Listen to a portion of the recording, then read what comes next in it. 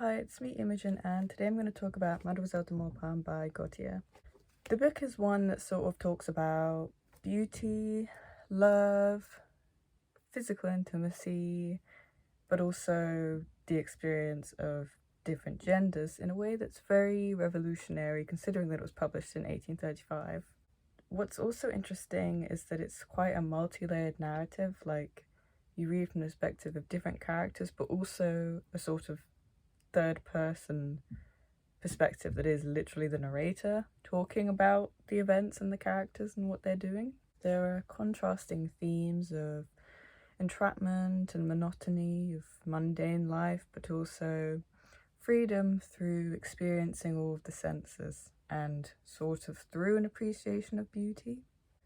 Something that stood out to me about the novel was that it really depicts a side to human experience that kind of lets you appreciate being a human, which I don't find often from reading books or really much media. It's sort of usually a meditation on why being a human is pretty difficult and farcical. But in this book, while it's very much about irrationality of the human mind and our desires, is also really, for me, is like one example of like the complexities of human experience, which you don't get outside of human experience. Like, the depth to which a human being can feel things is very much explored in a really like stunning way in this book, I find. A key theme in the book is not only beauty but also human pleasure, and the book kind of explores this through definitely the element of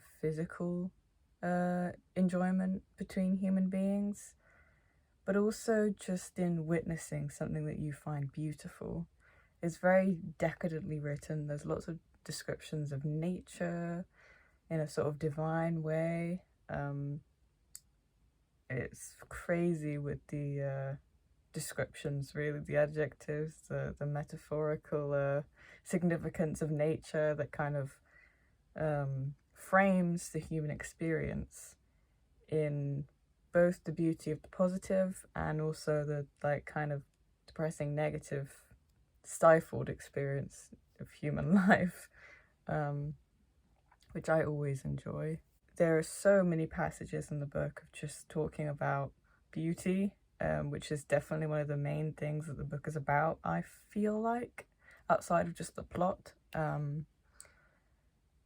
It sort of revolves around initially this young man. He's like 22 or something, and he's sort of ruminating on the fact that he has no life. He's lonely, he's had lovers before, but he just feels like never the one and never someone that really like opens his mind in the way that he wants. And admittedly, it's very shallow the way he talks about this. It's very much just he wants a specific physical, like perfect, exquisite being to find, and not so much about mental connection, but he's very dedicated to this idea, and he just seems very disconnected to his entire life. And he talks about this in a series of letters, actually, to a friend of his who isn't featured in the novel, but this is sort of a key narrative theme, is people writing letters to friends that aren't in the book, which is quite interesting. And you really feel like you're just a spectator on the outside of this like little adventure that these characters are having. And yeah, the young man does find a lover who a friend introduces him to, and he finds her really beautiful, and there are many explanations of all the fun, crazy things they get up to, but it's not satisfying enough. And even if he feels that he's physically satisfied, he cannot love her. And he finds that like something must be wrong with him, and he's found this seemingly perfect person from the outside, but mentally he just can't seem to reach her in the way that he would like. But the real significant element of the story is another character who's introduced, who happens to be a young woman disguised as a man. And that's the especially revolutionary side of the novel, because and essentially it's an exploration of bisexuality from the fairly early 19th century, which is crazy. And I really enjoyed the passages from the perspective of the young woman disguised as a man, her motives for being a man, essentially. It's kind of this line that she walks where she's sort of like, my past life as a woman, now I'm a man, and I don't know if I want to go back to being a woman, because being a man is so much more fun, you know, the possibilities. What's interesting is that similarly to the man we're introduced to initially and his perspectives on life and what he wishes for and his desires for a perfect lover, she also initially decides to take on the disguise as a young man. It's because she wants to find the perfect lover too, except instead of just sort of wishing for this like idealized, shallow version of a person to appear, she wants to understand men as a whole in order to find the perfect person. But of course, upon getting to know men, she finds that they're much more repulsive than she wants to be true, and instead of seeking out the perfect lover, she just decides like to just kind of completely integrate until she is one of them instead, which is very, very interesting. Another side of the novel that I find very revolutionary is definitely the sensual side.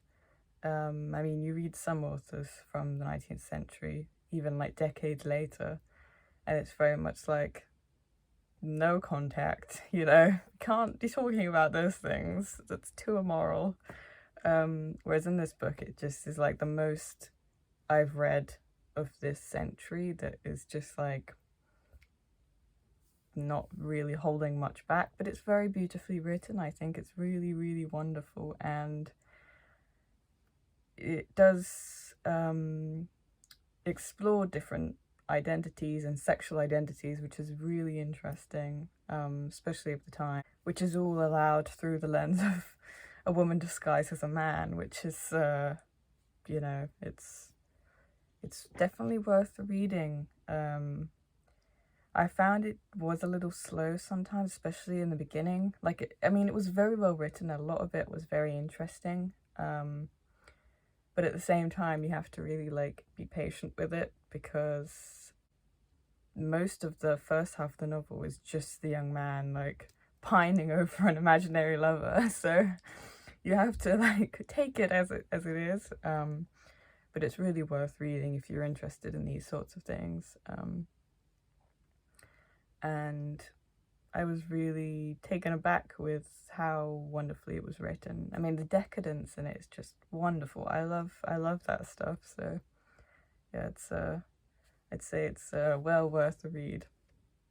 So thank you for watching.